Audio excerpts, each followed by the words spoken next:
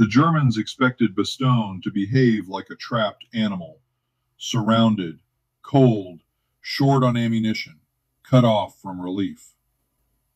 So on December 22nd, 1944, four German officers walked toward the American line under a white flag, carrying what they believed was a reasonable offer: surrender with honor or be destroyed. On the map, the offer made sense. 7 German divisions were pressing around the town. The roads were blocked. The weather had grounded Allied aircraft. Supplies were running out. The American commander, Brigadier General Anthony McAuliffe, had every conventional reason to negotiate. Instead, he sent back one word: nuts. The Germans did not understand it. That confusion was the whole story, because McAuliffe's answer was not just slang. It was not just stubbornness, and it was not just a famous line from a desperate siege. It was a symptom of something the German staff had failed to calculate. The Americans inside Bastogne were not thinking like a surrounded army. They were thinking like an attacking one, and that habit had been built on purpose. Years before the snow, before the encirclement, before the white flag, an American officer had looked back at the First World War and decided that the next American army would not be trained to wait for perfect orders. It would be trained to move before the enemy was ready. His name was George C. Marshall, and the army he inherited was almost laughably unprepared for the war that was coming. On September 1st, 1939, the day Germany invaded Poland, Marshall became Chief of Staff of the United States Army. President Franklin Roosevelt had passed over 33 more senior generals to choose him. That mattered, because Marshall did not arrive with a glamorous public reputation. He was not MacArthur. He was not Pershing. He was a Virginia Military Institute man in an officer corps that still measured prestige carefully, and he had spent much of the interwar period watching the Army become smaller, slower, and more ceremonial than it wanted to admit. The numbers were brutal: roughly 174,000 soldiers, scattered across more than 100 posts, ranked around 17th in the world by size, smaller than armies the United States expected to outmatch without effort. Equipment was old, units were under strength, officers were buried in paperwork. Combined arms maneuver was more theory than muscle memory. And Marshall believed the deeper problem was not trucks, rifles, or budgets. It was decision-making. He had learned that in France. During the Meuse-Argonne offensive in 1918, Marshall had helped plan the movement of more than 500,000 American soldiers. It was the largest American battle of the war. It was also a classroom in what happens when orders move slower than battle. Communications broke. Plans aged in minutes. Units took terrible casualties trying to execute instructions that no longer matched the ground in front of them. And too many capable men waited. They waited because the plan said, wait. They waited because the order had not changed. They waited because nobody below the proper level felt authorized to improvise. Marshall never forgot it. His conclusion was not romantic. It was not be brave. It was not charge harder.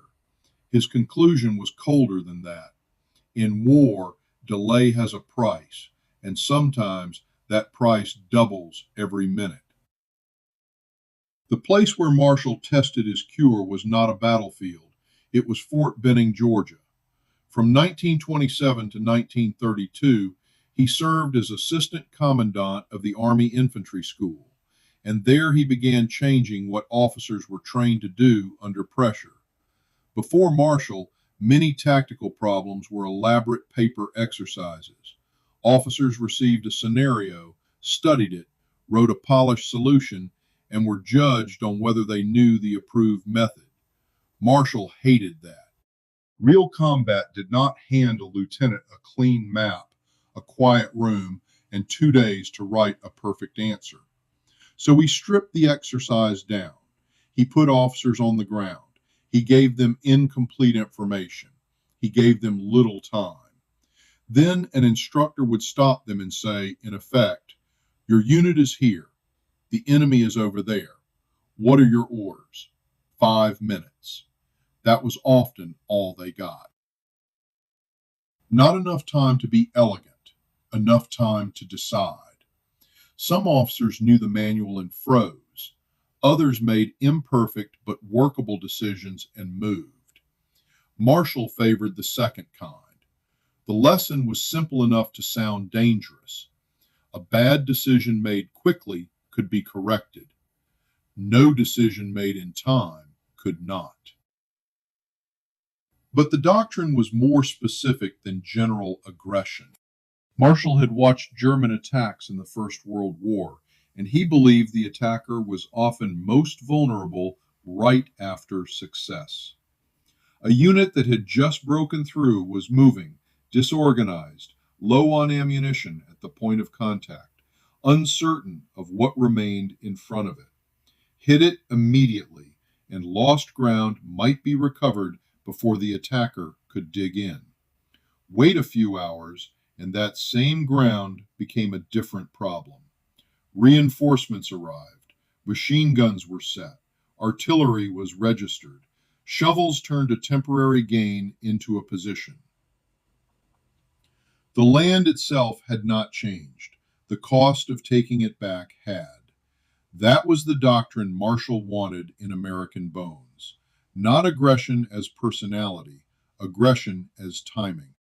When Marshall became chief of staff, he began building an army that could act that way at scale. First, he changed the people.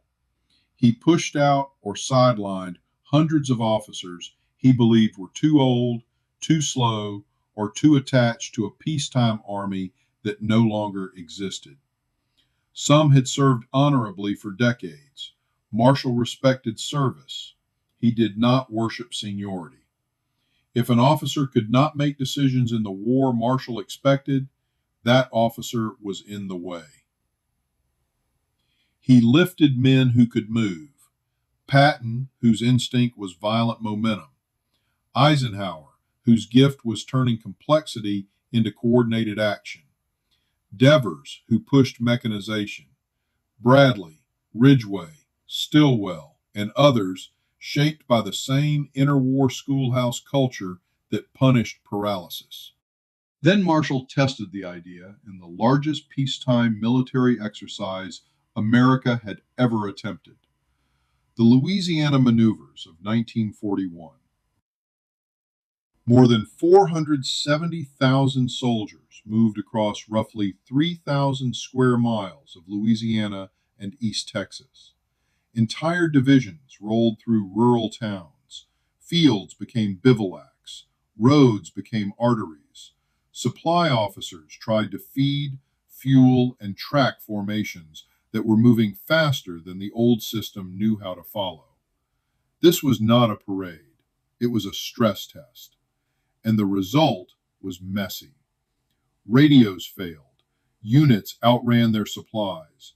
Armor and infantry coordination broke down. Command posts lost track of their own formations. Marshall saw all of it, but he also saw something he had been looking for. Units that counterattacked immediately did better than units that paused until the situation was perfectly understood. Junior officers who acted on local opportunity often produced better results than officers who waited for instructions from higher headquarters. Patton broke maneuver boundaries because, in his mind, a real enemy would not obey them either. Umpires complained. Marshall noticed. The concept had weaknesses in execution, but the concept itself survived. So in 1941, Field Manual 100-5, Operations, gave official shape to the American preference. Offense was the decisive form of combat. Defense was temporary, a way to save strength for attack somewhere else, not a posture to become comfortable in.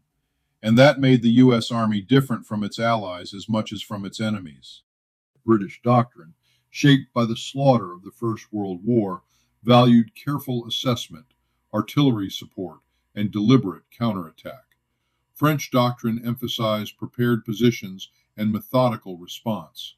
Soviet doctrine often relied on massive concentration, heavy artillery, and centralized coordination before a major blow. Those systems were not stupid. They had logic. They won battles. But the American system optimized for a different moment, the small window after shock, the first minutes after a breach, the hour before the enemy understood what he had gained. The decision to attack was pushed down to the officer, or sometimes the sergeant, who could actually see the ground. Not because Americans were naturally reckless, because the doctrine assumed that waiting for clarity could be more dangerous than acting under uncertainty. Its first major test against a first-rate enemy was ugly. February 1943, Kasserine Pass, Tunisia. German forces under Erwin Rommel hit inexperienced American units with speed and precision. The Americans were surprised, disorganized, and driven back dozens of miles. Thousands were killed, wounded, missing, or captured. British observers, already doubtful of American combat maturity, had every reason to ask whether U.S. forces were ready for independent responsibility.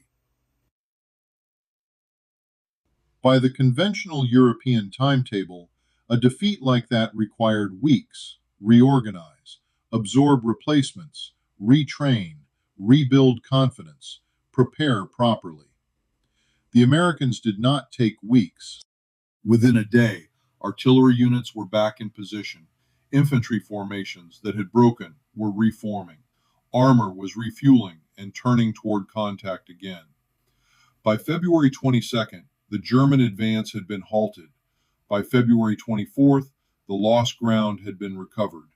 Within weeks, American forces fought and won at El Guitar. Kasserine was still a defeat, but the recovery taught Allied commanders something important. The American army could be hit hard and still come forward again faster than expected. That pattern would become far more important in the Ardennes. December 16th, 1944. At 5:30 in the morning, Germany launched its last great offensive in the West.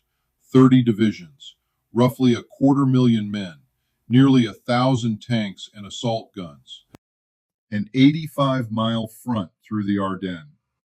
The weather was perfect for the Germans and terrible for the Allies.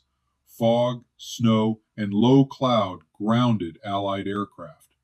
American units in quiet sectors were hit before they understood the scale of the attack.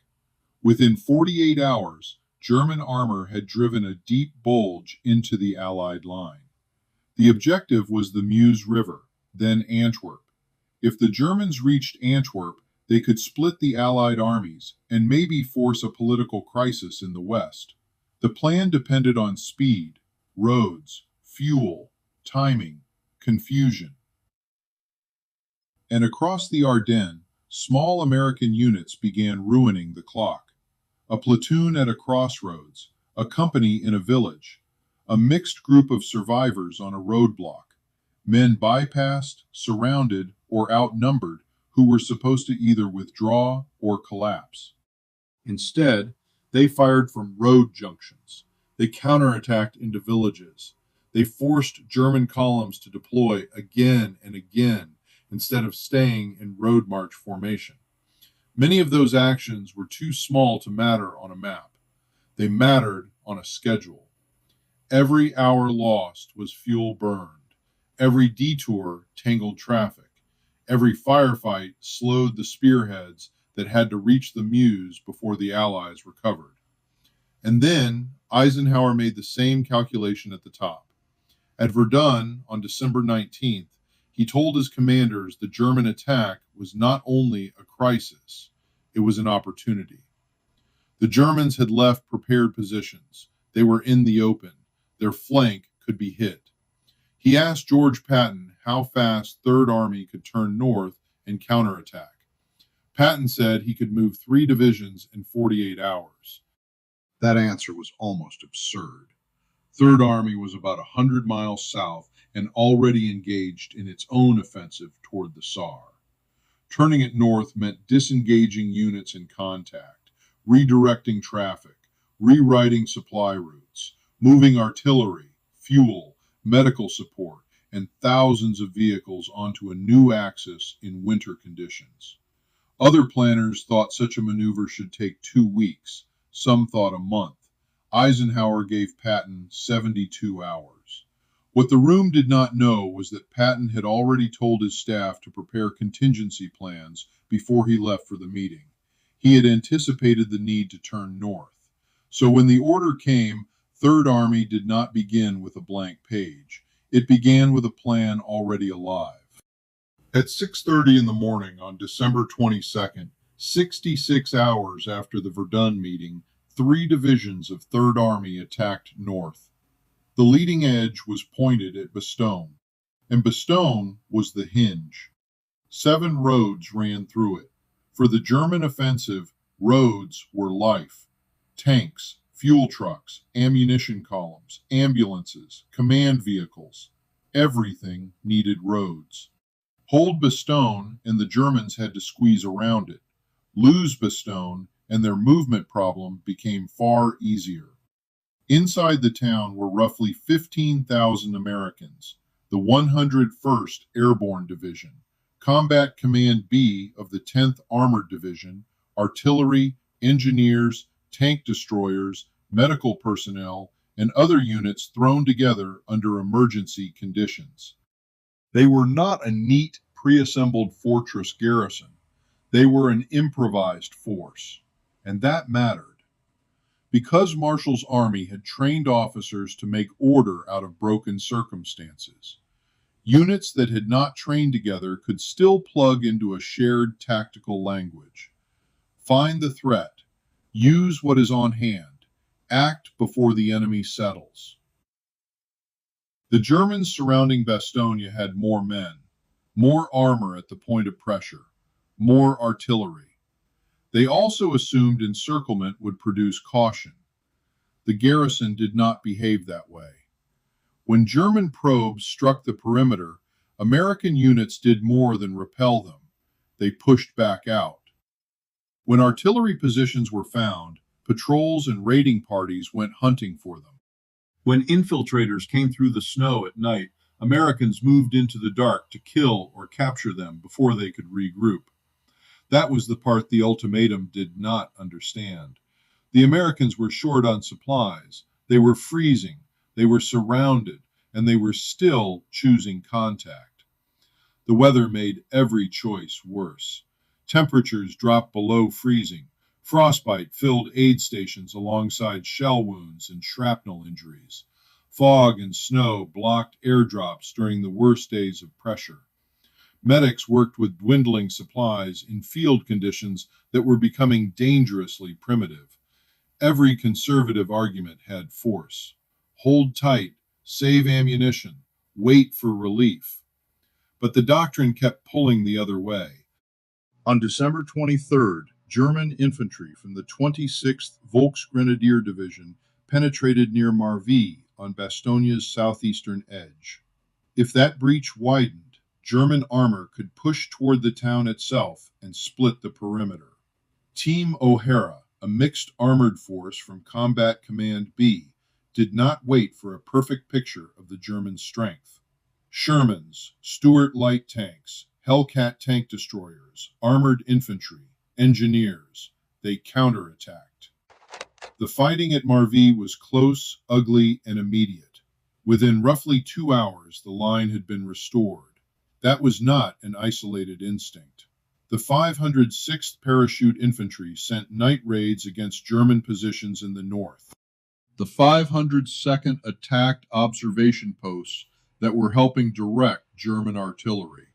The 327th Glider Infantry ambushed supply columns on southern approaches. Different units, different problems, same culture. Do not merely endure pressure. Interrupt the system creating it. Even the artillery inside Bastogne worked that way. The 969th Field Artillery Battalion, a black artillery unit in a still segregated U.S. Army, fired more than 10,000 rounds during the siege. Some missions were dangerously close to American positions. Battery commanders responded quickly to infantry requests rather than waiting for a slow chain of approval to decide every target. In an army that still denied black soldiers equal trust and recognition, the battalion's performance became part of the evidence used after the war by those arguing that battlefield competence had nothing to do with the racial categories the institution enforced. Inside Bastogne, Doctrine met reality in its harshest form. A unit did not need perfect justice from the army to prove essential to the fight. It needed the chance to fire when the line was in danger. Then came December 26th. At 4:50 in the afternoon, a Sherman tank nicknamed Cobra King from Company C, 37th Tank Battalion, broke through to Bastogne under direct fire. The corridor was narrow, only a few hundred yards wide at first, but it was enough. Relief had arrived, and even then, the behavior that confused German commanders did not stop. By December 27th, after 6 days surrounded, the 101st Airborne was not simply resting behind the corridor. It was attacking outward to widen it. That is the detail that makes Bastogne more than a siege story. A conventional force, after encirclement, shelling, hunger, cold, and relief, should need time. Time to reorganize, time to count losses, time to restore order, time to breathe. The Americans had been trained to treat the end of one fight as the beginning of the next opportunity. The Battle of the Bulge lasted until January 25, 1945. German casualties were catastrophic, often estimated between 85,000 and 100,000. They also lost tanks, trucks, fuel, guns, and trained crews the Wehrmacht in the West could not replace. American losses were terrible too. Roughly 19,000 killed, 47,000 wounded, 23,000 captured or missing, nearly 90,000 total.